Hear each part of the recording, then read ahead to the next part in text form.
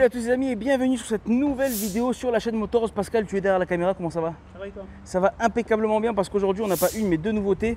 La première des nouveautés c'est ma casquette, toute nouvelle casquette. Mais la nouveauté la plus importante c'est celle-ci, c'est la série 2 coupée en motorisation 220D, donc motorisation diesel. C'est une nouveauté à La Réunion, elle vient d'arriver, ça fait pas très longtemps et on l'essaye déjà. La série 2 on connaît, hein, il y a la série 2 Active Tourer qu'on a essayé et que j'ai essayé à Malaga, donc je vous invite à aller regarder la vidéo si ce n'est pas encore le cas.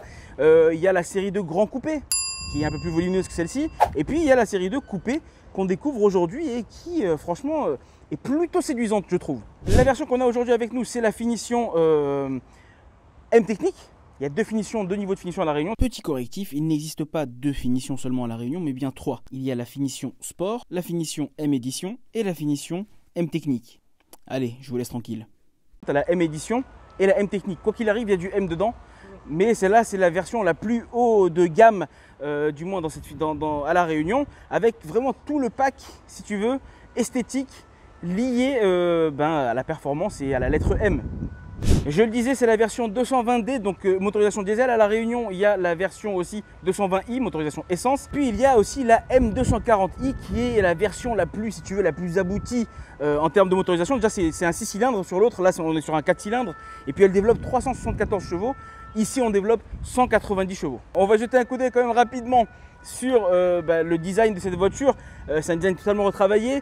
Que toutes les personnes qui sont anti-grande calandre chez BMW se rassurent, sur cette version-là, même la nouvelle déclinaison de la série 2, elle a cette petite calandre, avec la particularité, tu le vois bien ici, qu'il y a des volets qui s'ouvrent et qui se ferment en fonction de la nécessité d'aérer ou non le moteur. Donc ça, c'est du dynamisme bien sympathique. Il y a quelque chose qui a pas plu à tout le monde sur cet avant, c'est ces entrées d'air. Moi je trouve qu'elles fonctionnent très bien. C'est des entrées d'air qui sont triangulaires. Alors on se rappelle un petit peu de la version précédente où on avait l'impression que c'était des petites oreilles. Là c'est plus béant comme aération, mais je trouve que ça fonctionne très bien. On continue ici, là si tu veux bien, regarde la lame avant. Donc encore pour plus de dynamisme, mais l'élément vraiment fort, stylistique sur l'avant de cette voiture, il ne se situe pas ici, mais il se situe un petit peu plus haut, et c'est ce capot. Tu as un capot bombé à la façon d'une vraie sportive, et ça fonctionne très bien, ça donne vraiment, ça dynamise l'avant de cette voiture, ça lui va très bien. Ça lui va très très bien. Avant de passer sur le côté, on va juste, regarde, je vais déclencher les phares, et tu vas filmer cette signature lumineuse qui est totalement inédite, puisqu'on a une signature lumineuse, on n'a qu'un seul, si tu veux, phare à l'avant, alors qu'habituellement, sur BMW, tu en retrouves généralement deux. Sur le côté, on arrive sur d'énormes jantes. Regarde comme elles sont super bien dessinées. Biton, très joli, M, avec les étriers rouges pimpants juste derrière. Ça, c'est vraiment la petite touche qu'on adore. Si tu lèves un petit peu les yeux, tu regardes que sur l'aile, tu as le petit logo M. Ok, encore une fois, donc c'est la M Technique. Et puis il y a beaucoup de dynamisme, beaucoup de sportivité. Comme en témoigne, si tu veux, la lame latérale en bas, pareil, c'est pas vraiment une lame, c'est plus un bas de caisse, mais dans cette couleur comme ça, gris, qui vient apporter cette touche encore de M.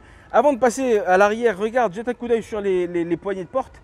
Donc c'est des poignées de porte affleurantes, on les retrouve sur quasiment tous les nouveaux modèles BMW. On les retrouve sur la série 2 Active Tourer, on les retrouve maintenant également sur la série 2 Coupé. À l'arrière, le béquet, sportivité oblige. Et puis surtout, si tu recules, tu vois qu'il y a un tout nouveau dessin. Les phares arrière également sont redessinés, redéfinis, une nouvelle identité. Et ça fonctionne très très bien, du moins ça reste mon avis. Un seul pot d'échappement sur cette version, donc la M240i elle a deux pots d'échappement, deux sorties. Là il y en a une seule, c'est amplement suffisant. Et puis regarde, on jette un coup d'œil maintenant au coffre. Hop, le coffre s'ouvre et tu remarques qu'il est quand même très profond. 390 litres d'espace disponible dans un véhicule coupé. C'est quand même assez inédit. Il y a suffisamment de place pour l'utilisation que tu en auras à faire. Ok, vu qu'il pleut, que le temps n'est pas trop clément avec nous, on va aller se mettre à l'intérieur et découvrir tranquillement au sec cet intérieur. On se retrouve à l'intérieur de la série 2 coupé. Intérieur BMW. Mais avant de parler de l'intérieur, il y a une précision qu'on a oublié de faire à l'extérieur, c'est qu'on est sur une propulsion Cette voiture, c'est une vraie BM. Hein, BM, c'est des voitures de drift, on ne le répétera jamais assez. Et celle-ci, elle garde l'ADN. Je le précise pourquoi? Parce que la version grand coupé dont je te parlais tout à l'heure, c'est une traction. Puisqu'elle avait pris la technologie de la série 1, si tu veux, les nouvelles séries 1. Et donc c'était une traction. Là, on reste dans l'esprit BMW, le vrai, le pur, avec une vraie propulsion. Dont je précise le couple, 400 Nm de couple, je ne l'ai pas précisé tout à l'heure. Mais les gens qui ont acheté une série 1, ils vont se dire mais j'ai acheté une fausse BMW. Non, mais ce que je veux dire, c'est que si tu veux, l'ADN sportif de la marque, ouais. il est voilà, c'est de la propulsion, on le sait. Donc cette voiture, c'est une propulsion, c'est bon à savoir. Ok, maintenant qu'on est à l'intérieur, on va jeter un petit coup d'œil à ce qui se passe. Au niveau du poste de conduite, comme habituellement, on est gâté hein, chez BMW. Comme la voiture est neuve, bien évidemment, il y a des plastiques de protection, on va pas les enlever. On va pas les enlever, on va respecter quand même le futur acquéreur. Le futur acquéreur. Il fera ça lui. On fera ça sans, c'est pas grave. On a donc un poste de conduite hyper qualitatif, une belle mise en valeur du conducteur avec un joli volant M. Je t'ai dit, hein, c'est la finition M technique, donc tu as beaucoup d'éléments M un peu partout. Joli dessin, donc c'est habituel, hein, c'est du volant habituel de BMW. Avec à gauche toutes les commandes pour les ADAS, hein, donc régulateur, limitateur de vitesse, etc. À droite, tout ce qui va te permettre de gérer l'infodivertissement, la téléphonie, les médias. Puisque tu filmes l'écran d'infodivertissement, on est sur un écran de 10,25 pouces. Encore une fois, franchement, avec BMW, ça ne sert plus à rien d'en parler et de le préciser, mais là, il y a des widgets, c'est un écran qualitatif, jolie couleur, belle finition. Regarde, en plus, si tu mets la marche arrière, ça nous permet de voir la caméra qui est haute définition. Alors peut-être à la GoPro, ça ne ressortira pas bien, mais en live, en tout cas, c'est de la haute définition. Bim, je remets le point P. Et c'est couplé avec un écran d'instrumentation de 12,23 pouces. Donc grand écran d'instrumentation, encore une fois, très coloré et puis complet en termes d'information. Je t'invite à jeter un petit coup d'œil là sur le côté des portières. Tu as la sono Harman Kardon. Hein, on se fait plaisir à bord de cette BMW série 2. Et puis si tu descends un petit peu plus bas, tu vois les surpiqûres et le cuir de la sellerie, mais également tu as ce petit drapeau M qui est rétro-éclairé. Alors là, on le verra peut-être pas dans la lumière du jour, mais de nuit, ça donne un vrai style à cette voiture. C'est hyper stylé, je trouve. En termes de finition, de matériaux, bon, on reste sur du premium. Donc, on a des plastiques moussés ici, cet effet tétragon, comme ils aiment l'appeler, de l'aluminium un petit peu partout. Les finitions, comme je te disais, sur piqûre et puis cuir. Il y a une chose aussi que j'ai oublié de préciser, c'est que la série 2 coupée qu'on a aujourd'hui, elle dispose de l'affichage tête haute. C'est la première série 2 à disposer de cette technologie, donc on le dit également. Elle a l'affichage tête haute. D'ailleurs, moi je trouvais qu'il était très bien placé. Ouais. Tu as l'impression en fait qu'il est posé sur le capot à l'avant, tu vois, et tu le vois super bien en fait. Non, ça c'est top. Sur la finition qu'on a aujourd'hui, on a également le toit ouvrant. Donc j'ai pas dit panoramique, mais évidemment tu l'auras compris. Mais toit ouvrant sympathique, là on va pas ouvrir entièrement parce qu'il s'ouvre entièrement. Et comme il pleut, vous l'aurez compris, on va s'abstenir. Jette un coup d'œil ici, tu as le chargeur à induction. Tu as les deux portes gobelets qui nous servent systématiquement de porte-clés et voilà. Tu as ici le sélecteur, le pommeau de vitesse. On est sur une boîte auto à 8 rapports avec plusieurs modes de conduite. Tu as le mode Eco Pro, tu as le mode confort et tu as le mode sport. La particularité, et ça on le verra tout à l'heure quand je vais prendre la voiture pour faire l'essai, c'est que le mode sport, il active à l'intérieur de la voiture un son qui est un son artificiel, hein, on va pas se mentir, et qui permet quand même de dynamiser un petit peu le plaisir que tu peux avoir à bord. Oui. Donc c'est quand même plutôt sympa. Tu as ici un réceptacle habituel qui est quand même assez grand, avec une prise USB type C pour recharger les téléphones, etc. Jette un coup d'œil maintenant à l'arrière, on a deux véritables places. Alors il ne faut pas oublier qu'on est quand même sur un véhicule coupé, donc forcément il n'y a pas énormément de place, mais quand même elles peuvent accueillir quand même deux adultes sans problème. Je dirais jusqu'à 1m75, je pense qu'ils peuvent être tranquilles. Hein. Oh, enfin, non, moi je rentre tranquillement, facilement là-dedans. Il y a la place. Mais 1m80, 85, je pense ça commence à devenir un petit peu serré. Écoute, puisque tu filmes de ce côté-là, je vais sortir de la voiture pour que tu puisses filmer le siège de cette série de coupés. Regarde, c'est un siège, je dis M parce que justement c'est un siège sport M avec les surpiqûres bleues, le cuir, le petit fanion ici, quand on reconnaît les couleurs du motorsport de BMW. Et ici, la gravure M, siège électrique bien évidemment, réglage électrique, hein, c'est du premium, on va pas s'en priver, tu l'auras bien compris. Bon, maintenant qu'on a fait tout le descriptif à l'intérieur, le petit descriptif extérieur, je vais prendre le volant. Ah, t'es dégoûté là? Non, j'ai pris pour venir jusqu'ici. Je vais prendre le volant, aller faire l'essai et puis vous donner mon avis sur cette nouvelle série 2 coupé. C'est parti.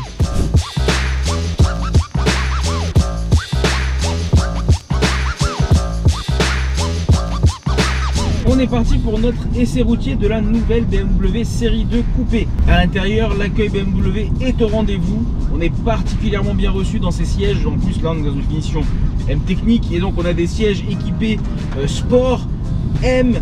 C'est des sièges baquets avec la possibilité de gonfler et dégonfler le maintien latéral. Comme je le disais tout à l'heure, on est sur une motorisation 220D, donc diesel. Le 4 cylindres développe 190 chevaux pour 400 Nm de coupe. Il abat le 0 à 100 en 6 secondes 9 et atteint une vitesse maximum de 237 km/h. Trompez-vous, ceux qui ont pensé que 190 chevaux c'est peut-être léger pour un véhicule comme celui-ci, pas du tout, c'est amplement suffisant. Alors certes, on n'est pas dans l'arrogante sportivité qu'on peut découvrir sur une BMW M3 compétition ou M4 compétition, mais on est dans quelque chose qui est quand même dynamique sans être pour autant dans l'excès. Comme vous le voyez ici, l'écran d'infodivertissement est compatible Apple CarPlay et Android Auto. Comme je vous le disais tout à l'heure, on a 3 modes de conduite sur cette voiture. On a le mode EcoPro pour une conduite économique, le mode confort et également le mode sport. Avec la particularité que ce mode sport dispose d'une sonorité particulière. Ça va, c'est pas amplifié, c'est pas une amplification du son, mais une création d'un son artificiel et qui va donner l'impression d'un moteur qui ronronne. Je vous laisse écouter par vous-même. C'est hyper bien dosé. C'est hyper bien fait, on a vraiment l'impression que c'est le moteur qui s'exprime, et en réalité, non. Un élément qui est intéressant et qui rend la conduite de ce véhicule très agréable, c'est le fait qu'il s'agisse d'une propulsion. Alors, rien d'étonnant lorsqu'on parle de BMW d'évoquer la propulsion, mais on le rappelle, les derniers modèles de série 2 Grand Coupé par exemple, ou de série 1 sont des tractions avant. Là non, on a gardé le châssis de la série 4 avec une propulsion, ce qui confère un plaisir de conduite digne de cette marque.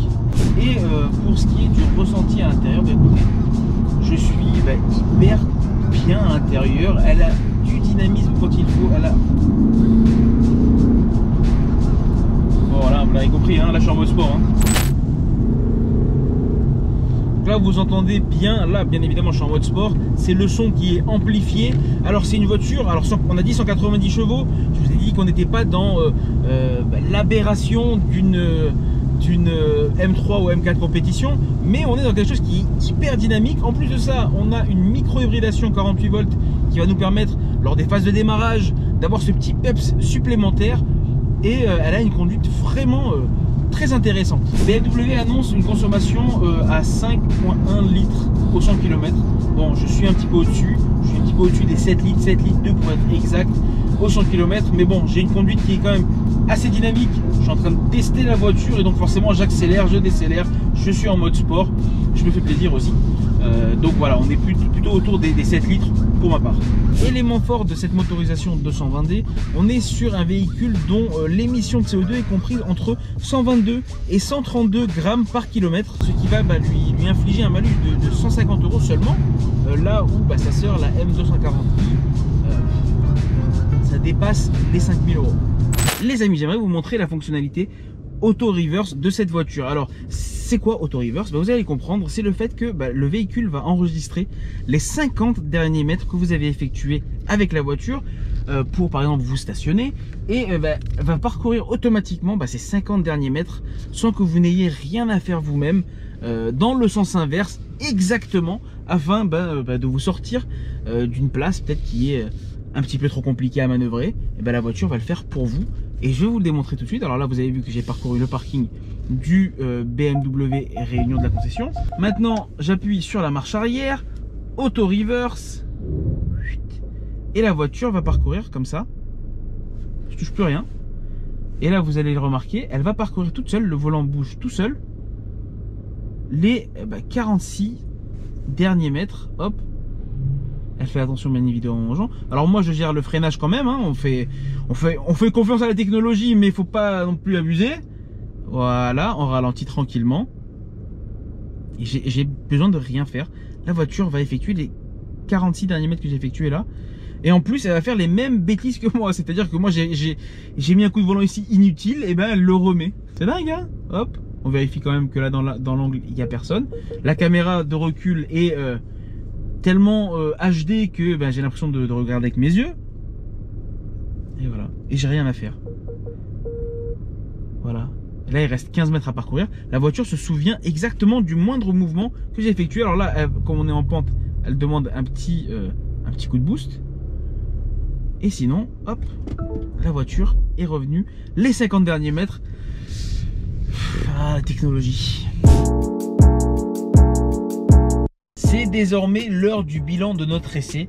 Qu'est-ce que j'ai pensé de cette série 2 coupée? Alors on va énumérer déjà les points forts de cette voiture. Le premier point fort bien évidemment c'est son design. Elle a un look totalement retravaillé, totalement nouveau qui dénote avec la version précédente, même si on reconnaît quand même les lignes principales. On est sur un véhicule qui est plus grand, plus large et plus bas que la version précédente, et donc il y a une ligne plus dynamique. Ça se remarque lorsqu'on observe cette voiture de l'extérieur. Son deuxième point fort, enfin du moins ce qui moi m'a particulièrement impressionné, c'est le volume de coffre. On a un coffre de 390 litres. C'est le volume d'une berline compacte traditionnelle qu'on voit aujourd'hui, qui sont des best-sellers en France, et on est sur un volume équivalent alors qu'on est sur un véhicule coupé qui est censé être plus petit.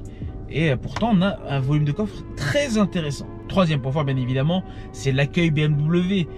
Tous les matériaux de qualité qu'on a à l'intérieur, franchement ce point là j'ai même pas besoin de l'aborder puisque c'est systématique avec BMW. C'est exactement à chaque fois le même point fort, son intérieur.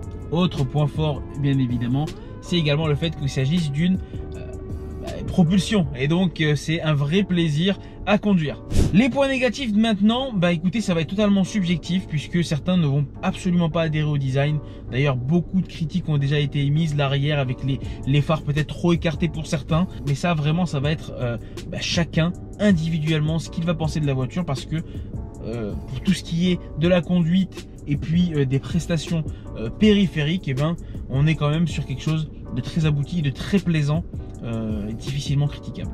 Je vous ai parlé de la finition M Technique dans laquelle je suis actuellement, mais il faut savoir qu'il y a un pack Sport Pro qui est possible de commander à la Réunion, chez BMW Réunion, qui va ajouter des pièces et des éléments en carbone sur votre véhicule, qui va dévergonder totalement votre série 2 et qui va la rendre insolente au possible, mais ça sera sur commande et puis pour les plus déterminés.